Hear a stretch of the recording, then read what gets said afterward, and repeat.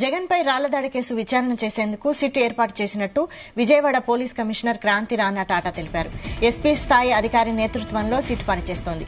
సంఘటన స్థలంలో ఉన్న వాళ్లందరినీ విచారించేందుకు ప్రయత్నిస్తున్నారు. అయితే ఘటన జరిగిన అజిత్ సింగ్ నగర్ లో ఉన్న 3 సెల్ ఫోన్ టవర్స్ నుంచి డంప్ ను స్వాధీనం చేసుకున్నారు పోలీసులు. దాదాపు 20,000 సెల్ ఫోన్లు అక్కడ యాక్టివ్ గా ఉన్నట్లు గుర్తించారు. సెల్ ఫోన్ డంప్ ను ఎనాలిసిస్ చేస్తున్నారు అధికారులు. ఘటన జరిగిన ప్రాంతంలో జగన్ రూట్ లో ఉన్న అన్ని సీసీ కెమెరాల ఫుటేజ్ ను పరిశీలిస్తున్నారు.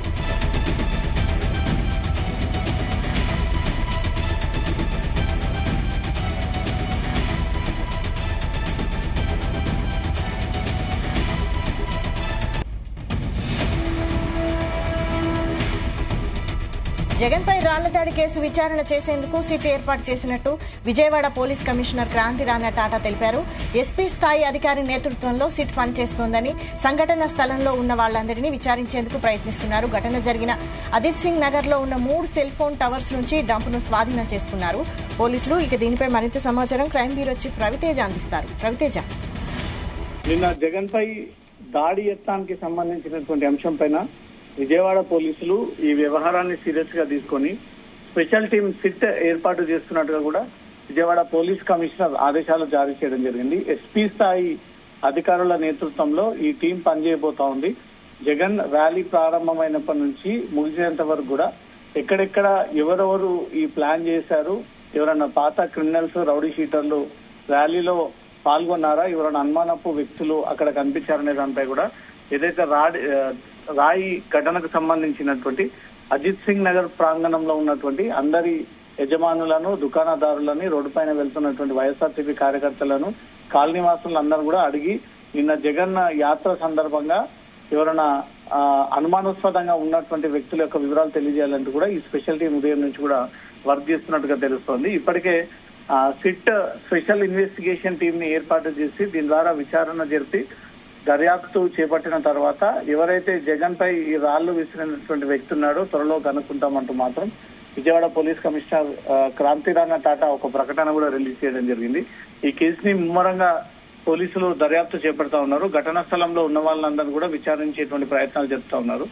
అజిత్ సింగ్ నగర్ లో ఉన్నటువంటి 3 సెల్ ఫోన్ టవర్ల నుంచి ఎవరైతే అక్కడ మొబైల్స్ ఉపయోగించినటువంటి ఆ డేటానంతా కూడా స్వాధీనపరుచుకున్నట్టుగా తెలుస్తుంది. దాదాపు 20,000 సెల్ ఫోన్లు అక్కడ యాక్టివ్ గా ఉన్నట్టు పోలీసులు గుర్తించి దాని ద్వారా ఎవరి కన్వర్సేషన్స్ ఏంటనే దానిపై కూడా దృష్టి పెట్టి దాని ద్వారా ఏదైనా క్లూ దొరికితే ఆ వ్యక్తిని ఈజీగా గుర్తించేటువంటి ప్రయత్నాలు అయితే విజయవాడ పోలీసులు జరుగుతున్నట్టుగా తెలుస్తుంది.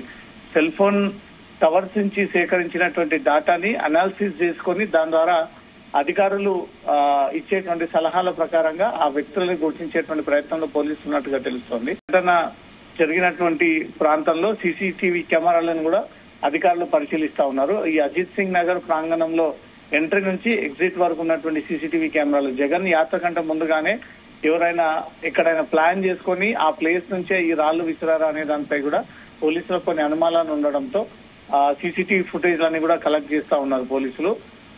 జగన్ రూట్ మ్యాప్ లో ఉన్నటువంటి సీసీటీవీ కెమెరాలన్నిటిని కూడా పోలీసులు ఇప్పటికే స్వాధీనం పరుచుకొని వివిధ టీమ్స్ అంతా కూడా టెక్నికల్ టీం అంతా దీనిపైన వర్క్ చేస్తూ ఎవరైనా అనుమానాస్పదంగా ఈ రాయి విసిరినటువంటి వెంటనే పరిగెత్తడము, టెన్షన్ తో ఉండడము, గ్రూప్ ఆఫ్ మెంబర్స్ గా అక్కడ ఏర్పడి ఈ దాడికి ప్లాన్ చేసేటువంటి విజువల్స్ ఏవైనా దొరుకుతాయన్న ఒక కోణంలో మాత్రం పోలీసులు ఈ సీసీటీవీ ఫుటేజ్ లో సైతం వెతుకుతున్నట్టుగా తెలుస్తోంది. స్కూల్ యజమానితో సైతం అదుపులోకి తీసుకొని పోలీసులు వారిని ప్రశ్నిస్తున్నట్టుగా తెలుస్తుంది. ఎందుకంటే స్కూల్ సమీపంలో నుంచే ఈ రాయి పడింది అనేది కూడా పోలీసులు వారి అనాలిసిస్ ప్రకారంగా ఆ డైరెక్షన్ ని చూసి స్కూల్ వైపు నుంచే వచ్చినటువంటి రాయి అనేది గుర్తించి దాని ద్వారా ఈ స్కూల్ పై ఎవరున్నారనే దానిపై కూడా గుర్తించేటువంటి ప్రయత్నంలో స్కూల్ యజమానిని కూడా క్వశ్చన్ చేసినట్టుగా తెలుస్తుంది. నిన్న నైట్ స్కూల్లో ఉన్నటువంటి వాచ్మ్యాన్ ని సైతం పోలీసులు విచారణ చేపడతా ఉన్నారు. సంఘటన ప్రాంతంలో ఉన్నటువంటి ఇల్లు, కమర్షియల్ కాంప్లెక్స్ లు యజమానులు వారిలందరినీ కూడా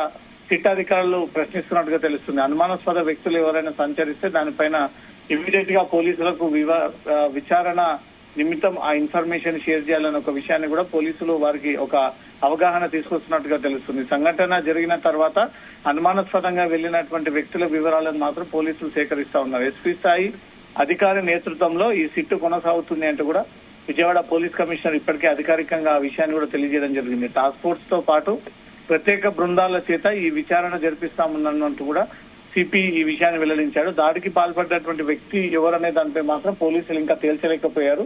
ఈ రోజు రాత్రి లేదా రేపు ఉదయం లోపు ఎవరు దాడి చేశారు, ఎటువైపుగా పారిపోయారు, దీంట్లో ఏదైనా రాజకీయ కుట్ర ఉందా, లేదా జగన్ పాలన నచ్చక, జగన్ స్కీమ్లు నచ్చక, అతని అనుసరిస్తున్నటువంటి పథకాలు నచ్చక ఎవరైనా కోపంతో దాడి చేశారా, ఇతర పార్టీ నాయకులు ఎవరైనా దీంట్లో ఇన్వాల్వ్ అయి ఉన్నారనే కోణంలో మాత్రం పోలీసులు ఈ స్పెషల్ టీం ద్వారా అన్ని వాస్తవాలను వెలుగు తీసుకొచ్చేటువంటి ప్రయత్నాలు జరుపుతా ఉన్నారు. వైశాలి.